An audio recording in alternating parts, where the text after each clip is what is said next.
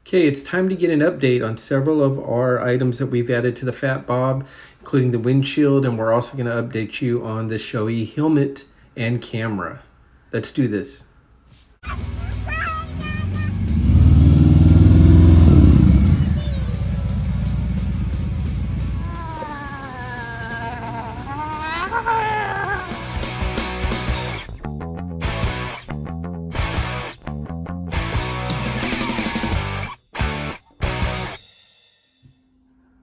Look, give me a break. Hit that like and subscribe button down below. I could definitely use the help. I hope I'm giving you useful content, and I would like to continue to do so. So help a brother out, hit that like, hit that subscribe, and I'll see you on the next video as well. Okay, so the first thing that we're going to do before we get started is we're going to clean up the bike a bit. So my favorite products from Harley are the engine brightener, which you'll see me spraying on all the pieces that are the crinkle black paint in the engine, the casing. Even in a few moments you'll see me do the bar that's under the headlight up front. I am not paid or affiliated directly with Harley. I don't have a reason to endorse any products that I don't like. These are just the coolest things that I've gotten from Harley is this crinkle paint, engine bright, and then the foaming spray that you're going to see in a moment. What makes the foaming spray so awesome, when you see me put it on here in a second, is that you never wash your bike with soap and water. You just put this on and it will float every imperfection, every little debris, everything comes up to the surface, and you wipe it right off, and it leaves behind an extra coating that makes it nice and thick on your paint, kind of like a wax buildup that prevents scratching and chipping. It just all around is an awesome product. In a moment, to get that rear fender really clean, you're going to see me take off the rear sissy bar that I have on the hold fast system. I'm going to do that here.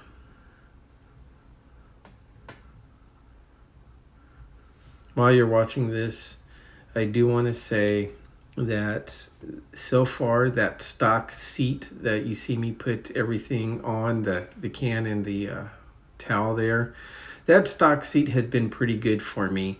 And I'm approaching 14,000 miles now, and that seat is finally starting to feel a little unsupportive. So it's had a good life for a stock seat. Now, if you notice all that foaming material up there, and in just a second I'm going to come around the bike and you'll be able to see a little bit more of that. You just spray it on, let it set for a moment, and it will float everything to the surface right off of the paint, and just cleans it extremely well.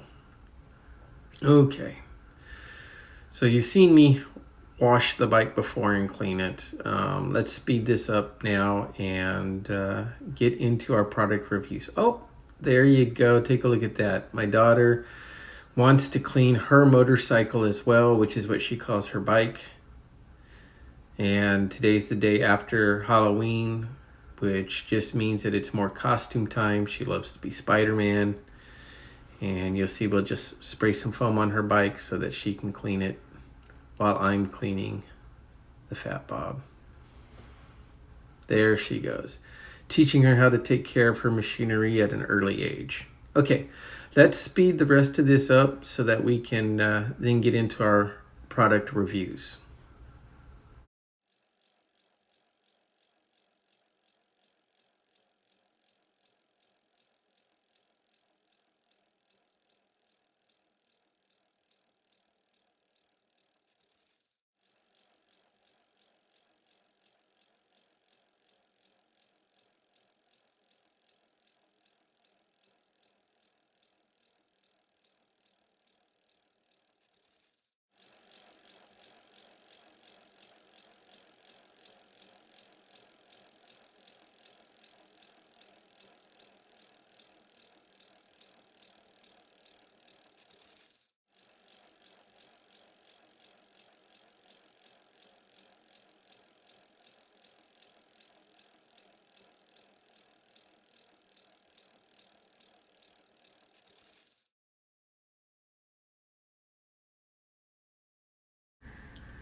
Okay, as many of you know, we have the Memphisshades windshield on here. It is a 17-inch with the ported vents, and you go back and see my review about this and we'll give you some more insight. This is it from a couple different views. Now, I will tell you that this has been a great windshield. It's done everything that I wanted except for one thing, and you'll see me taking it off here. That one thing is that even though it performs extremely well, 70 miles an hour, 80 miles an hour, and by the way, I've had it for about 800 miles now, the one thing that I don't care for is that I do not like the looks as much as I do the 13-inch windshield, which is what I had on before. I have not noticed a substantial difference in performance between the 17-inch and my 13-inch. Also, of course, my 13-inch is smoked out, very dark, and it just adds a different character to the bike. So what I'm going to do is I'm going to take this windshield off and I'm going to put my 13-inch smoked black windshield back on it. And we're going to ride some more with that and just make sure that I can't tell a big difference between the two. I really did want the higher windshield because I thought I'd get more protection on my shoulders, and I would also be able to keep some of the cooler air off now that we're entering toward the cooler months of the year. But in reality, the smaller one worked just fine. The porting vents, as you can see, if you go back and review my other video on both windshields at the times that I installed them, those ported vents in the actual plexiglass of the windshield create a slipstream of air that goes up and follows the windshield on the inside and puts a perfect bubble over the rider. Helps prevent buffeting and helps keep any type of suction to develop between the windshield and the rider. Memphisshades has an amazing product and I am very happy with it. There's nothing to complain about. Other than from a performance standpoint, they're both pretty close to the same and pretty darn near perfect. I like the performance on both fairly equally. I just really prefer the look of the smaller smoked windshield. Now, you'll see me bring that over to the bike here in just a second. I've, of course, kept it wrapped up so that there's nothing that can occur to it, and it is in perfect condition.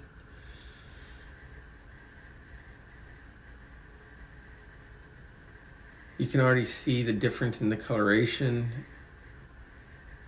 It just goes better with the theme of the bike. We'll clean the windshield off, get any dust off of it real quick, and then come over and clean that inner lip. Make sure there's no debris on the inside of that before we put the windshield on. And there you go. Now, from a fit and finish standpoint, there is a little variance if you want to be super, super picky. There is a little bit of variance between where the plexiglass comes down and actually meets the fairing as far as the gapping on it. But it's very difficult to notice, and it doesn't create any noise or change anything as far as the effect or the capabilities of the windshield. You can see there the difference in appearance. And after we get this fully attached, we're going to go back and take a look at some pictures like we did earlier on of the taller windshield so you can see it from different angles.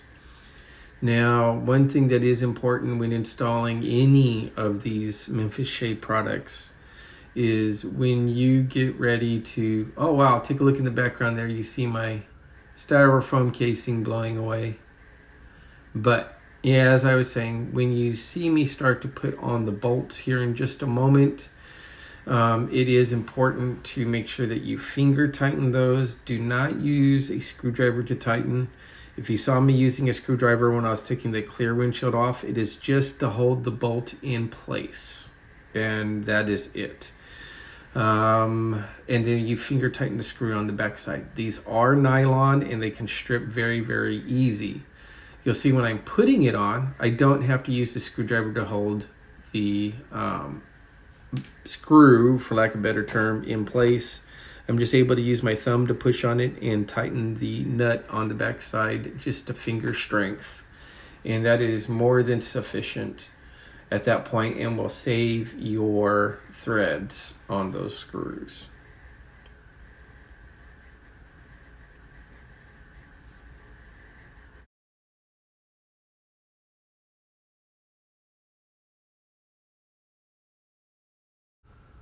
Okay, now that the windshield is attached, we're just going to clean it up a little bit, get all the fingerprints off, make sure it's ready to go for the ride this afternoon.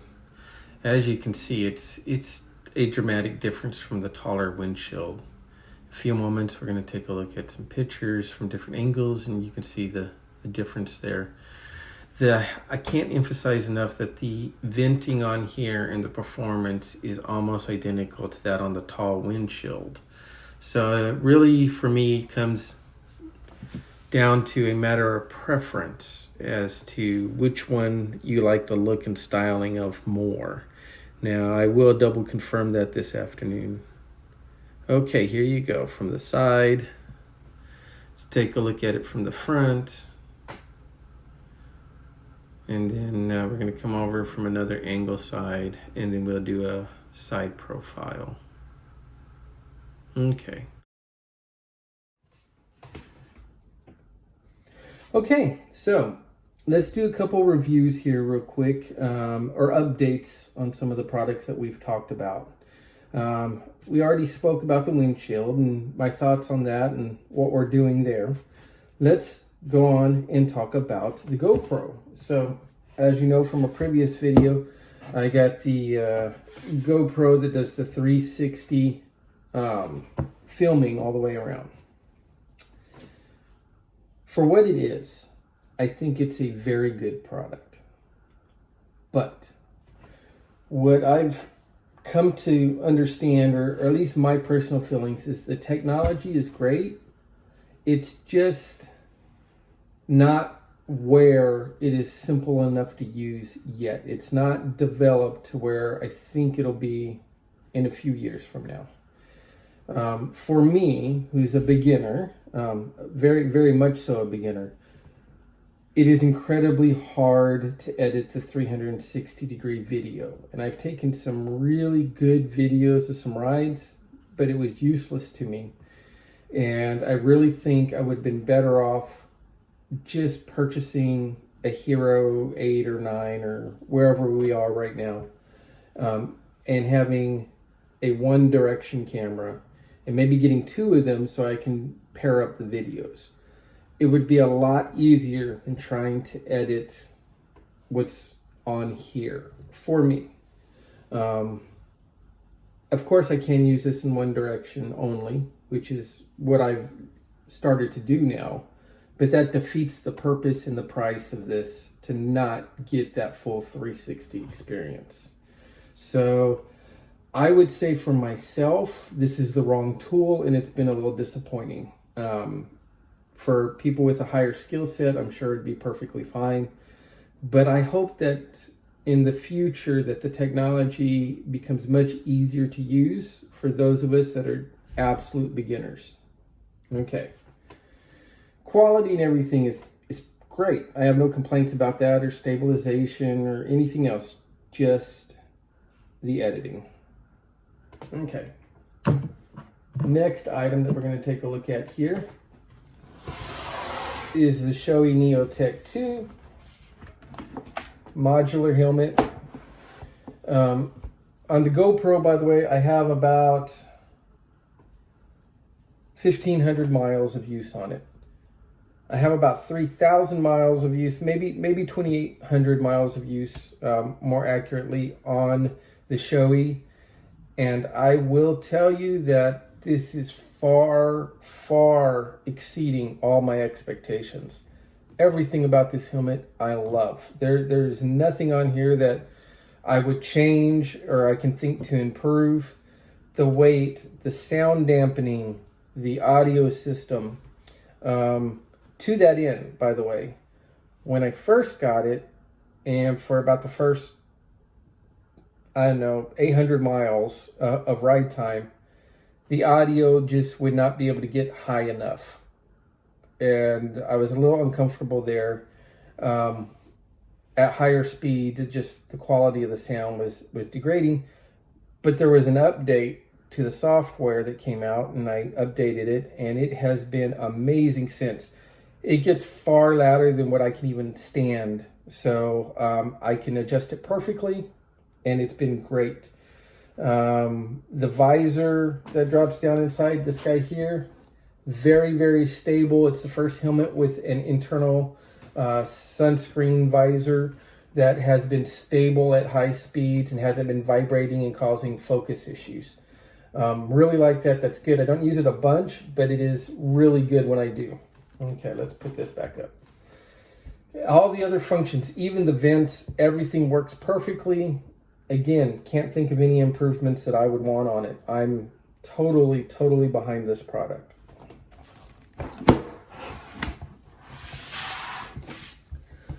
Tires, let's talk about the tires. So if you saw my prior videos, I was looking at replacing the tires, and you can go back and see why. I've gotten far more usage out of them than the average person has been reporting on the factory Dunlops that come on the Fat Bob. I've exceeded what they've been getting by 40-50% more. So can't complain about that, but it's time to replace them. Been doing research, asked for some opinions, and I went ahead and ordered the Cruise Techs by Metzler, and we're going to be putting those on. And once I get those on and break them in, then comes the big decision. And this is where, again, I'm going to need your feedback and your help. So here's what the deal is. From everything that's been told me, or told to me, proper-ish English, with the new tires, the performance of the bike is going to hit all new levels. If that happens, now I have a dilemma. I know that sounds weird, but if the bike gets that much better, I'm seriously going to have a problem, because as you all know, I have been looking to find a new bike come this spring. So in about 2 to 3 months. And we've been talking Honda Goldwing and Ultra Limited.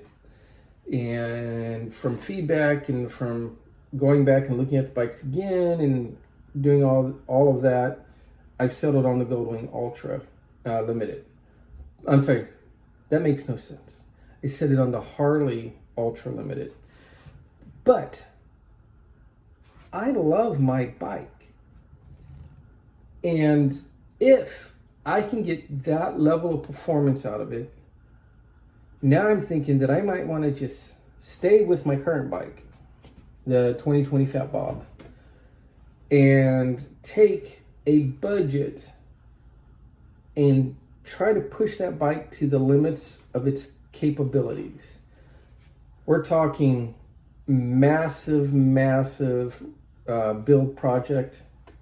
We're talking massive engine work, new exhaust, new fairing, just a ton of stuff. I've actually budgeted, if I wanted to go this route, $20,000 is my budget. So I'm taking roughly a $20,000 bike. I already have about $8,000 in it, and I'm going to put up to another $20,000 in it and really see what we can create to make the ultimate Fat Bob. Take it to the extreme end of its capabilities. Or I could do the Harley Ultra Limited and have a $10,000 more expensive bike, have a higher payment that starts over and is not nearly paid off, and turn around and have a situation where I'm going to want to upgrade that and put another $8,000 to $10,000 into that over the next year. So when I get those tires, those Metzlers, and we go and we break them in, if the bike's handling really is anywhere near what I've been told it will be, then I may just go ahead and stick with this bike and take you guys along for the journey as we do each stage of the modifications, and let's see what kind of monster we can create. Give me your advice. Should I do a new bike, or should I do this one? The one thing that I'm going to be losing if I do this one, because I do a lot of highway driving. I am a regional manager and cover stores in different cities for my company, and I will be losing the heavier frame and stability of the touring bikes, which I was looking forward to. But I already ride my bike through there, and it handles it just fine. I have to be a little bit more aware at higher wind speeds, over 14 miles an hour crosswinds, because the corridor that I ride in is known to have crosswinds hitting you from both left and right at the same time because of the shape of the land that it goes through. So you can be tossed back and forth a little bit. But I mean, I am used to it. And that's literally the only thing I'm going to be giving up, because my build on the new bike is going to have all the storage capacity. It's going to have everything that I wanted to get out of the Ultra Limited. So sorry about all the rambling. Bottom line, give me some advice. Should we do a mega build, or should I get a new bike and start fresh? I look forward to hearing what you have to say in the comments. Thank you for watching this video, and I hope this gives you a good view of these different products. Have a great one.